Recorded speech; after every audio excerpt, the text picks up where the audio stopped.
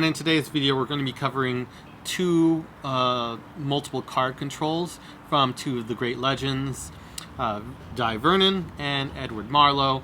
I want to first credit them because they came up with some standard controls many magicians use today in their arsenal, and it's just wonderful, wonderful techniques to be able to do. So with that said, let's go right into it, and we'll jump right into a quick performance. So we got the aces, ace of hearts, spades, diamonds, and clubs.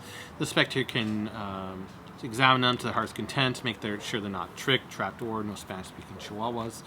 And this is usually done in the context of multiple ace effects. So this is, I guess, an interlude or a way to show that cards can be controlled in a very, very crazy manner.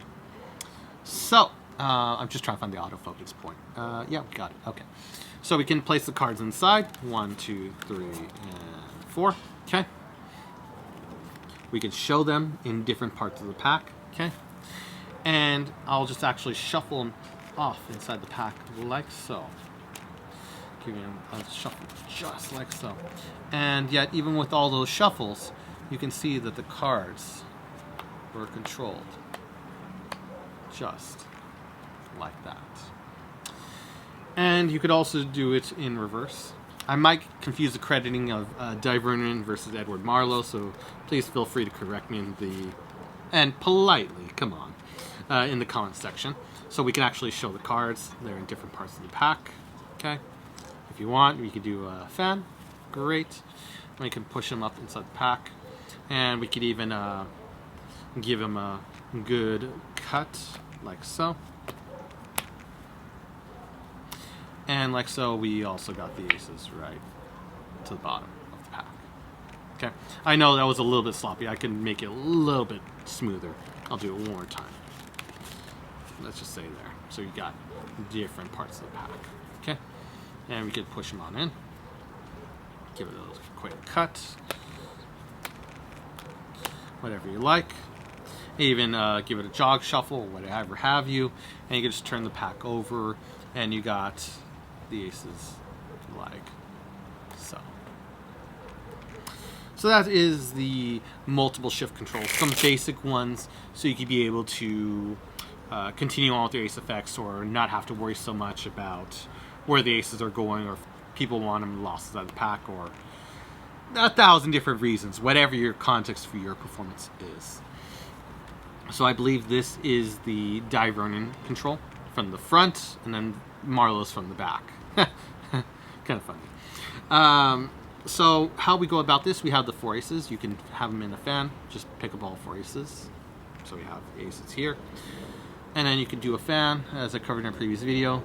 Thumb in the back, third finger's right here, and you just spread like so. So again, spread like so. Okay. And then you can just insert them one at a time. Now I know there's a fancier technique, so we just riffle off, and we insert another one side, going down a bit further, riffle off, insert another one side, riffle off, do another one side. I know people are going to mention the in reverse. There was this thing I saw Nathan Gibson do. I don't know who to credit it to because it's an underground kind of technique where you could actually do it in reverse. You could actually have it fanned in reverse just slightly enough, and you could actually riffle off. So by having the cards fanned underneath like so, and in a decent spread, you could be able to have the cards inserted non-stop one at a time, like so, and then like so. It's not perfect. I don't even do this technique, but I just see Nathan Gibson popularize it. He would do it all the time, so you could be able to get the cards in quite quickly, like so, without having to go out and around. It's really unnecessary in my opinion. It doesn't really make that much of a difference, but hey, if you want to do it, then feel free to do this one. Just riffle, riffle, riffle, and just keep on inserting. And if one gets stuck, you could just lift up a bit to get it to go, and then you get all the cards inside. So with that subtlety out of the way, so no one can criticize me. Kidding. We got it like so, and you can even do a card fan if you want to display them, or you can just push off with have the deck in a mechanics grip. Mechanics straddle, semi-straddle, because normal straddle would be forefinger on top, but you just keep right here. And then you can just push off the cards like so. I'll call it semi-straddle for fun. Let me get like this, so we show them. And then after we do so, we can be able to grab the cards right here. We grab all 4 cards. They're sticking out. First finger in the front, thumb on the left side, middle finger right here.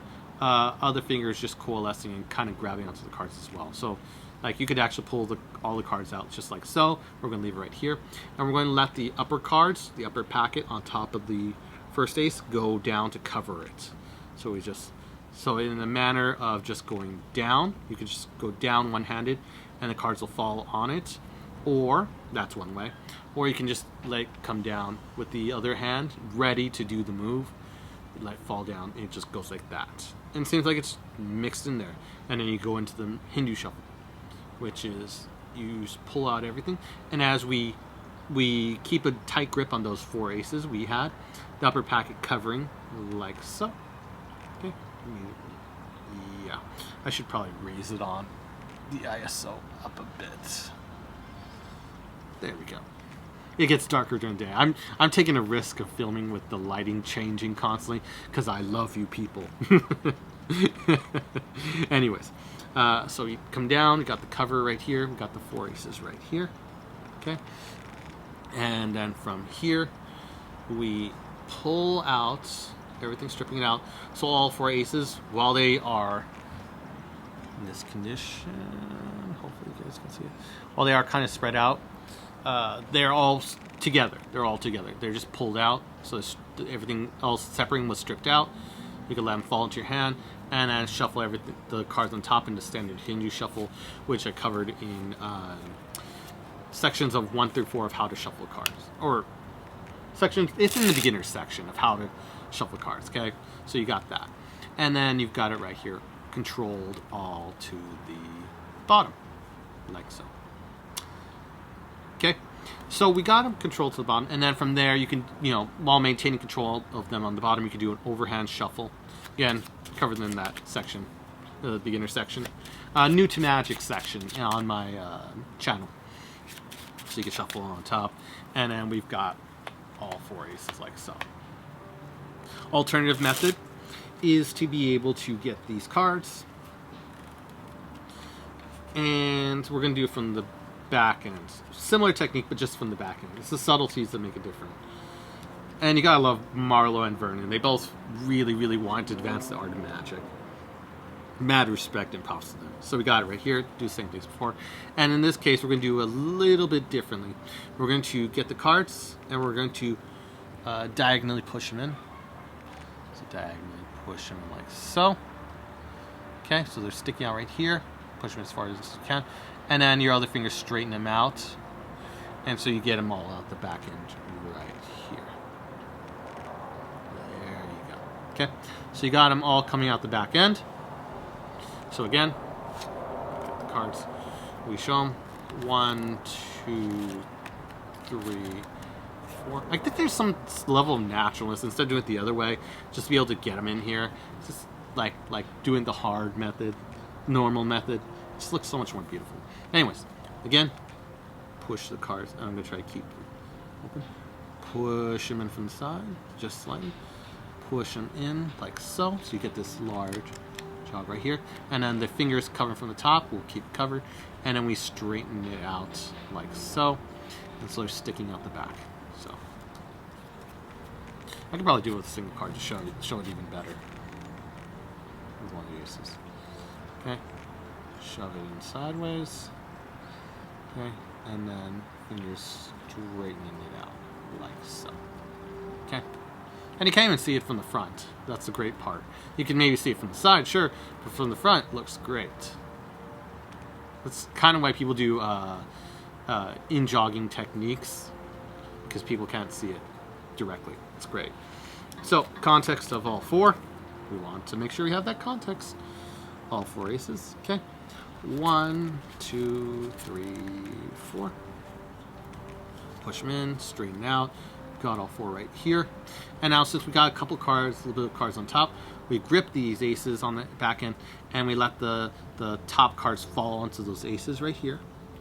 And then we strip the top cards and the aces out, everything all together, put it on the table, and then you can cut as many piles, because this is just irrelevant cards.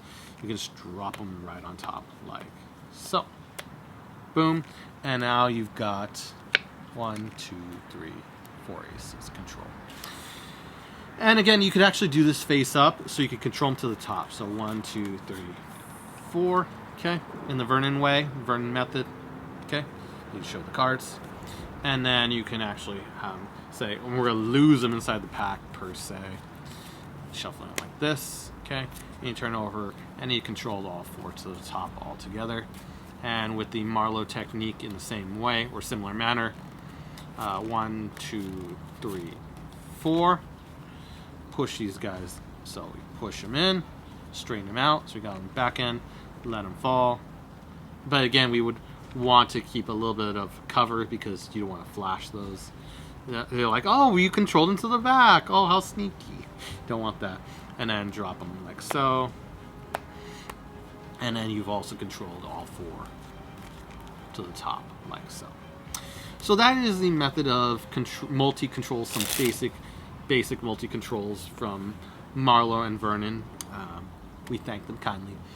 And just being able to control cards, it's just great to be able to do this. And if I accidentally miscredited, and it was someone earlier than that, please let me know in the comment section. I'll even write in the description.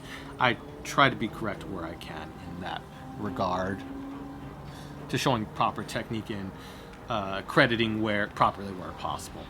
And I just really want to be able to have these techniques so people can be able to use them and be able to perform and have confidence knowing they've got the good techniques so they can make a wonderful performance possible. That's what this academy is all about. So with that said, wishing everyone a wonderful day. Hope this video was useful to you, and see you in the next video.